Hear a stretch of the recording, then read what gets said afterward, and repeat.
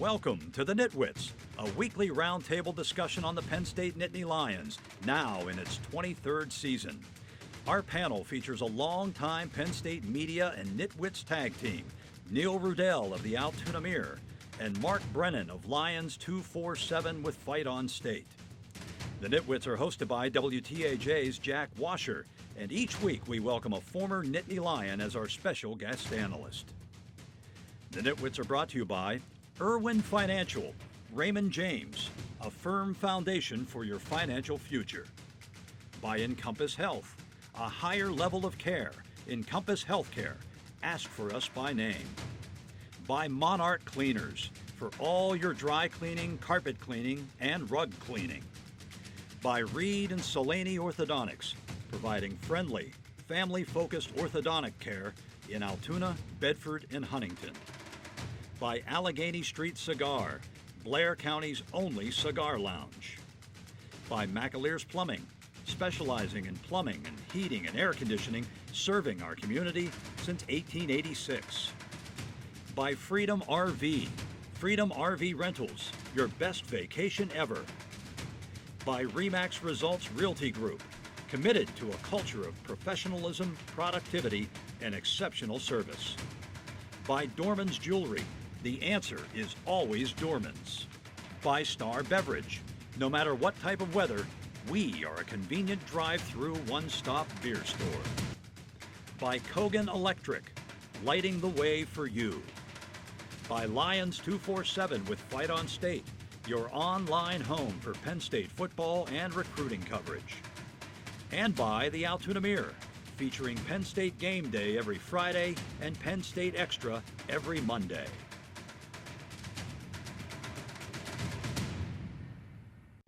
Welcome to Nittany Nation Overtime. And welcome into Nittany Nation Overtime. I am Jack Washer. We have reached Week 9 on the Big Ten football calendar. Let's meet the panel for tonight's show, the NitWits. We got Mark Brennan from FightOnState.com and Lions 247. Neil Rudell from the Altoona Mirror, and a man who has been synonymous with Penn State football broadcast for 35 years, Roger Corey. Kind enough to join us on the set tonight. Thank you, Roger. So, gentlemen, I don't want to bury the lead. Penn State actually has an opponent now for Week 9 to be the Illinois Fighting Illini. Neil, I want to give you kind of first crack, just your initial thoughts on, just how this all came about. And we didn't know until about 2 o'clock this afternoon. I'm sure there were a lot of moving parts between TV arrangements and trying to avoid rematches and satisfying, I guess, some of the rivalry games that hadn't been able to take place, Purdue, Indiana, Wisconsin, Minnesota. So that's kind of how Penn State, I think, wound up with Illinois. They hadn't played them. They're trying to do some East-West. So it took a while, but they got it out today. It's not a loveless Illinois team. It's a lovey-less Illinois team. Just fired Lovey Smith. Hey, listen, whatever you think of the opponent, and as Neil said, they wanted to get some of the traditional rivalries back, obviously. I think the fact that this team is getting another game, that they're actually pulling these things through, the way the season has gone for Penn State, to have this momentum going, I think this is good to get another week of practice and to get another game, and especially another home game. It's going to be good for them. Roger, as someone who's in the radio booth, I think the first half of the season and the second half of the season, I think people are excited about a 9th game because they're playing so well right now. From your vantage point, what have you kind of noticed how the moods kind of change, whether it's in the broadcast booth or what you're noticing out there as Penn State's kind of made its way back to 3-5? Yeah, I see more joy on the sideline. There's more smiling. They're more active. There's more interaction with the players and the coaches, which I enjoy seeing. And they're just working better. They're working together better. There's more communication. The on switch was clicked at Michigan, I think. And for me, that's when the season turned around. Actually, the practice the week before the Michigan game, something happened.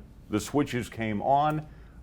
People were a little tired of the Zoom meetings. I think that was one of the first weeks they could all get together in Haluba Hall and have a real team meeting, and that's when the switch went on.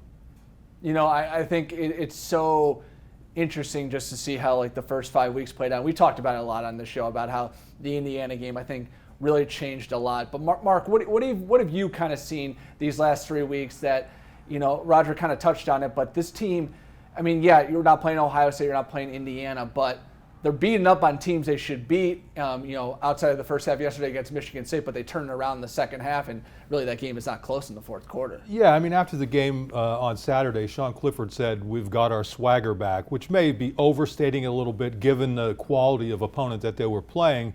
But to his point, yeah, I mean, they're playing like they believe that they're going to win these games, and there's a lot to be said for that. I mean, obviously, they've cut down, way down on the turnovers. Generally speaking, the offensive line has played better, and generally speaking, outside of, one quarter Saturday, the defense has picked it up. So you put all those things together, you have some young players really coming along and getting in the groove, and I think that's all led to a 3-game winning streak. Yeah, I mean, clearly their schedule was kind of front-loaded with the trip to Indiana that's turned out to be a good team, Ohio State, Iowa in the first half of the season here. The teams they're beating now, I think they really should be beating, but these teams were at least as good as the teams Maryland and Nebraska that Penn State was losing too early. So I agree, they've gotten back to basics. A big deal is the offensive line. Hey, they didn't allow any sacks yesterday. They've allowed 3 in 3 weeks. They allowed 20 in the first 5.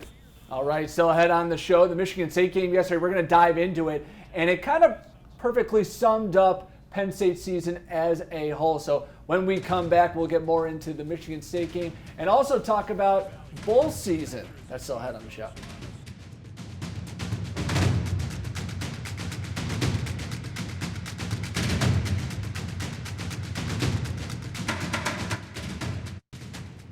The NitWits are brought to you by Irwin Financial, Raymond James, a firm foundation for your financial future. By Encompass Health, a higher level of care. Encompass Healthcare. Ask for us by name. By Monarch Cleaners, for all your dry cleaning, carpet cleaning, and rug cleaning. By Reed and Solaney Orthodontics, providing friendly, family-focused orthodontic care in Altoona, Bedford, and Huntington. You're watching Nittany Nation Overtime.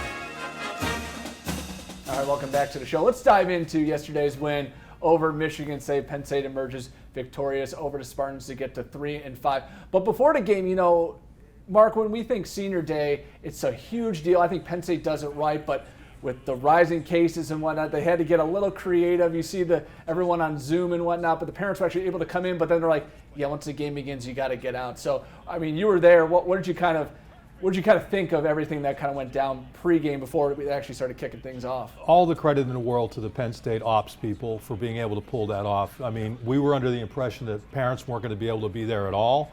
To be able to bring those parents in, even for a limited amount of time, and then to do the classy stuff they did. They had videos on, actually, for people who couldn't see it, in the stadium of the parents talking to their kids. So to be able to do that, I just can't imagine how much that meant. Now, I know it's obviously difficult for those players to kind of have what was their last, well, it really wasn't their last home game, but what was their senior day played with no fans. But in some way, could that end up being more memorable because it was special kind of in its own unique way? But all credit to Penn State ops people for pulling that off. Yeah, I'm so confused by the whole situation. And you turn on the Army-Navy game, and there is a significant crowd there. Obviously, in the South, nothing seems to matter. I don't know why you couldn't have given one family per section and spread them out. 107,000 seats stadium, yeah. I agree, and Penn State's always put their best foot forward in that kind of, but then they really didn't come out as maybe, the kind of emotion that maybe you thought they would. And I don't know what's happened in the first half of a lot of games this year. They played so hard when they get down. And I think that's something that going forward, as they evaluate the whole on-the-field performance this year, that they need to address. They're allowing 20 points in the first half and about 9 in the second half. Roger, what happened in the second half? Why was this game so much different than the games where they did fall behind earlier in the season, not able to pull those out? In the second half, they just dominated Michigan State. I believe they scored 3 points in the second half. What are you seeing on Game 8 that you didn't see maybe Game 2, Game 3, Game 4? A lot of pride, an awful lot of pride. There were some verbal pyrotechnics in the locker room at halftime. I would imagine that would be a nice way to say it. But these guys have gone through the perfect storm of adversity for more than 5 weeks. I don't know everything they had to go through during practice, even preseason. Well, no, you're not going to have to. Well, we're going to play. Well, no, we're not going to play. What do you think if you're a kid like that? I don't know. Then you get into the whole rigmarole of practice, some semblance of organization as best as you can get, only to come up on the short end of the stick 5 weeks in a row, hurt your confidence, pyrotechnics at halftime with Michigan State, and then pride. You're doing it for pride, you're doing it for momentum, and there is still football left to be played at Penn State. Yeah, and I think when you look across the college football landscape and see how many teams have just basically mailed it in when they start to struggle, how many kids have opted out, and then when you talk about this senior class, no opt-outs from the seniors, when some of these guys easily could have done that, but they stuck around and proved to be leaders. And I think, they're going to have the opportunity if they want to come back, because this season doesn't count. But whether they do, or according to the NCAA, but whether they do or they didn't, I think the legacy that they left to not stop fighting, to fight until the very end, that carried through in that Michigan State game on its own in the second half and in the season in general. Roger, I want to ask, for someone who's been doing this for 35 years in the Penn State booth, to not have fans in Beaver Stadium and to be doing a pregame show and sitting there with Jack and Steve, how bizarre has it been for 8 games, and now we'll have a 9th and hopefully maybe a 10th game for Penn State, but just when you think Penn State, you think Beaver Stadium, 107,000 people, but you have maybe 500 people in that stadium. On a normal Saturday, which I miss, we actually do the pregame show outside of the stadium in front of the Jordan Center. And folks come up, they're tailgating, they'll bring a refreshing beverage possibly, or some snacks or something. And you have an opportunity, number one, to talk to guys that do the play-by-play and the color. Steve is outstanding in his job. Jack Ham is a Hall of Famer for more than one reason. And to introduce those people to Steve and Jack and bring them a little closer to the program that they love, boy, I miss my people.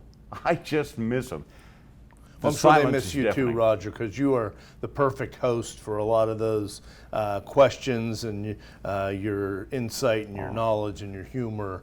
I know when I'm traveling up to the game and I'm listening to the pregame show, I always enjoy what you bring to it. You're kind. Thank you. Yeah, so and much. you know what I'd like to throw out is that you talk about the interaction with Steve and Jack and fans, and I want to talk about, when you talk about legacies, a lot of that to me stems back to George and Fran. Yeah. And for younger people, George Paterno, the color man, Fran Fisher, a long time play-by-play guy. Roger, you worked with those guys for years, and that's the way they were. They were very approachable. Everybody knew who they were, and now you're looking at, Steve's great. I love Steve. But then you look at Jack Ham, who's a Hall of Famer, and you could go up and just say hello to a Hall of Famer. Well, Steve's a Hall of Famer too, I guess. Sure. But that is, the whole Penn State radio legacy has just been terrific, and it's been very fun to interact with all of you guys throughout all my years on the beat. It's family, and it always has been. It's how it was presented to me. They said, you're not your own island here. You work within the family, and we'll take care of everything, and everything will take care of you. It's worked out exactly that way. And the folks that I've had a chance to meet and to introduce to the coach or to Steve or Jack, it's the best job ever. All right, still ahead on the show. Regardless of what happens this week, will it be time for Penn State to call it quits for football in 2020? Also, what are the benefits of playing a bowl game in a pandemic? We'll discuss all that next.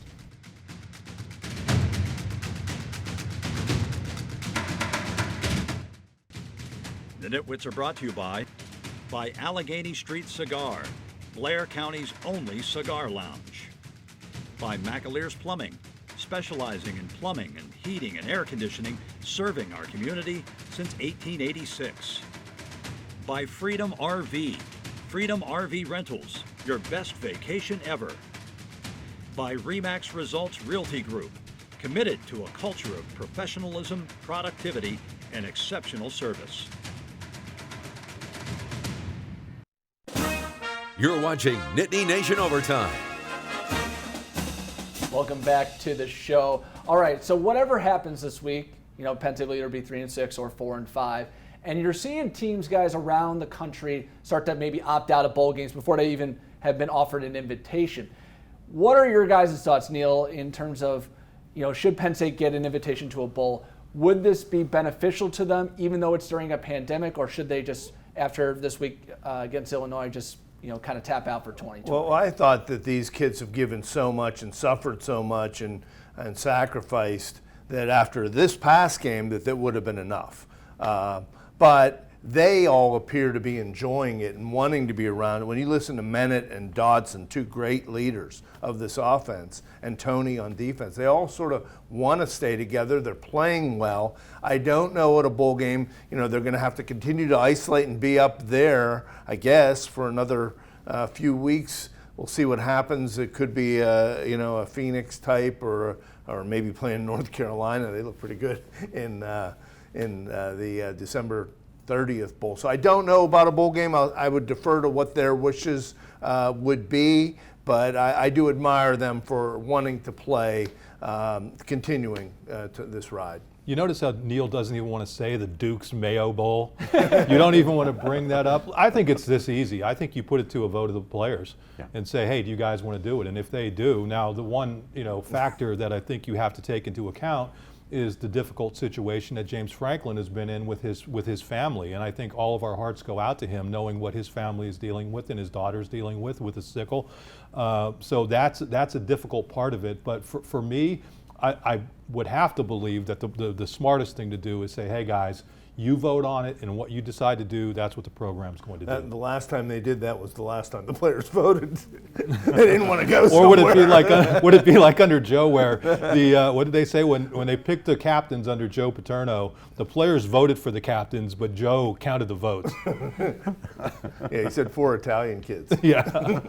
Roger, what would that think would do for a program that has struggled in the beginning part of the year, but now, like we've said many times in the show, they're heating up and whatnot, and you have a lot of young players on this team. You look at the senior day yesterday. You got a couple big time contributors like Shaka Toney and Antonio Shelton and some guys along the offensive line, but a lot of youth on this team. And for a team that didn't have a spring ball last year because of COVID, I'm not saying this is another spring, but the more reps you can get going into 2021, I got to think that's got to help the program. Well, sure, it's going to help the program. I would love to see the Lions head off to someplace a little warmer over the holidays. That would be a great thing for the team. And as you said, Jack, youth must be served. And to get the reps as they have over the course of the season, to get a few more on an even bigger stage, I think it would be a wonderful, wonderful opportunity for the guys to go play a bowl game. We just don't know how they're going to treat it. If they decide they're not going to play a bowl game, they will disperse to their families, presumably, and then really be able to regroup and be back for spring semester. So they may feel that the recovery is more important than an actual being in the bowl site and doing 2-a-days. Right. Well, it's also a situation where this isn't your typical bowl timing wise. I mean, so they could well be playing a week and a half or so, 2 weeks after the final game. So that definitely plays into it as well. So it's not going to be as if you're going to have multiple weeks of practice. But I think even getting 1 extra week of practice may be good for these guys. The guaranteed rate Lone Bowl was 1 week after Illinois. There you go. Yeah. So I do know to the minor bowls.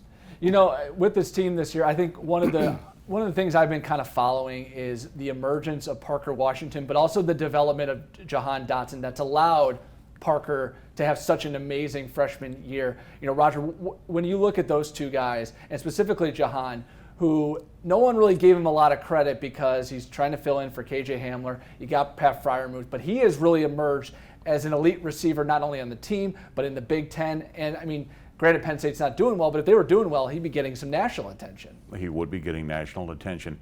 He is a leader that is so close to fully blossoming, I think. He's got a great attitude. His skill set improves weekly. Good kid.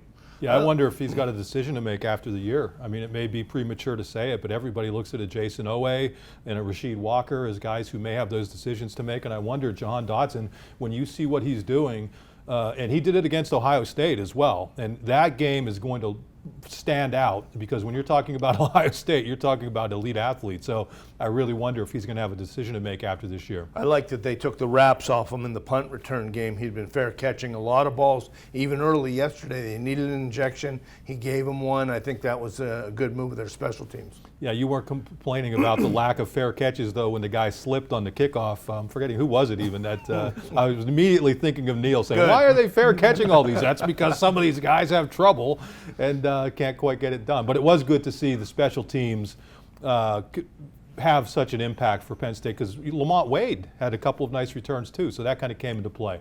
All right, coming up next, our Nitwit of the Year. It's heating up right now. Someone even picked the correct score, the correct margin of, correct scoring margin from last week. So we'll give our predictions for Illinois and wrap up the show.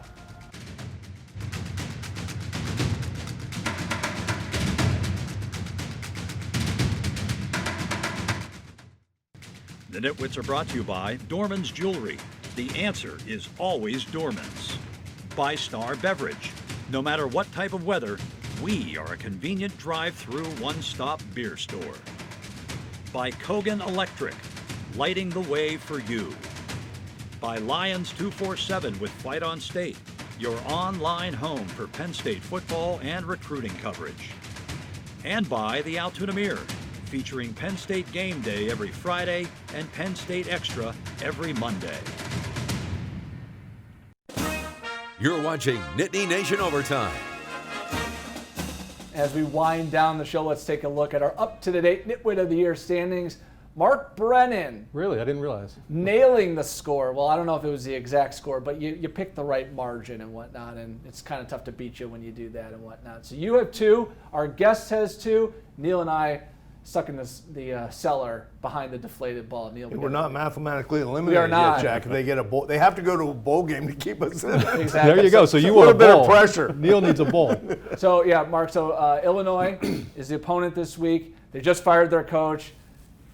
I don't know how much motivation they'll have. Penn State has all the motivation because they're playing so well right now. So how do you think this one shakes Jack out? projecting his pick on us a little bit there. Yeah, you really have to wonder. You're looking at a team that has the worst passing offense in Illinois in the Big Ten, and we know that the teams that have hurt Penn State have passed it well, including Michigan State in the second quarter. So I think Penn State's going to win this one fairly handily. I will go Penn State 35, Illinois 14. You know, that was the exact pick I was going to make. Oh, yeah. I think you should change it. No. Okay. If you are Nitwit of the Week, you could pick first. I'm going to say I can't go with Illinois. They just fired their coach. I don't know what the mad rush was to do that in a pandemic. At least give them a dignity of another week. Yeah. I'd say Penn State 37, Illinois 14. Roger?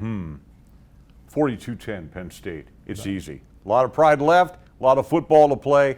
I'm sorry, Illinois. It's over. So we got 42-10. We got Neil going 37-14 and Mark going 35-14. I too think it's going to be a blowout because I think Penn State's kind of, like you said, hitting the stride at the right point. So I'm going to go 49-3. I think Illinois squeaks out a field goal in the final moments and whatnot. But I honestly think that this is going to be just such a hands-down blowout and whatnot. So, but if you guys had a chance to pick a bowl for Penn State, realistically, what would be the location? I want a quick 10-second answer from each of you. Yeah, I would say that second-tier Fiesta Bowl out in Scottsdale, Phoenix, wherever it is. There's the Fiesta Bowl and then there's the Minor Bowl out there. If they could get to that, that's a great opportunity. Well, that'd be great. It's 1 week after this game, but they're undefeated at the Fiesta Bowl, so why not go there? Fiesta Bowl is not a bad place. I would imagine they'll stick a little closer to home, looking maybe the Carolinas or Tennessee. All right, that's their predictions. You'll see us back here next week. Hopefully we're talking about a bowl game. If not, well, hey, we'll recap the season and whatnot. But for Mark, Roger, and Neil, I'm Jack. We'll see you next week, hopefully talking about Penn State's 4th straight win. We'll see you.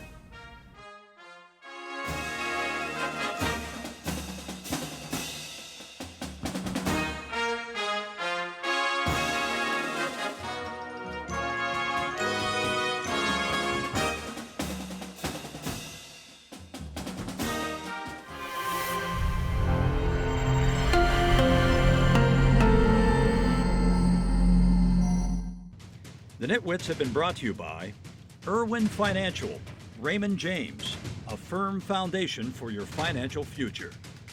By Encompass Health, a higher level of care. Encompass Healthcare. Ask for us by name. By Monarch Cleaners, for all your dry cleaning, carpet cleaning, and rug cleaning. By Reed and Solani Orthodontics, providing friendly, family-focused orthodontic care in Altoona, Bedford, and Huntington. By Allegheny Street Cigar, Blair County's only cigar lounge. By McAleer's Plumbing, specializing in plumbing and heating and air conditioning, serving our community since 1886. By Freedom RV, Freedom RV Rentals, your best vacation ever. By Remax Results Realty Group, committed to a culture of professionalism, productivity, and exceptional service. By Dorman's Jewelry, the answer is always Dorman's. By Star Beverage, no matter what type of weather, we are a convenient drive-through one-stop beer store. By Kogan Electric, lighting the way for you. By Lions 247 with Fight on State, your online home for Penn State football and recruiting coverage. And by the Altoona Mirror, featuring Penn State Game Day every Friday and Penn State Extra every Monday. Thanks for watching, and we'll see you next week.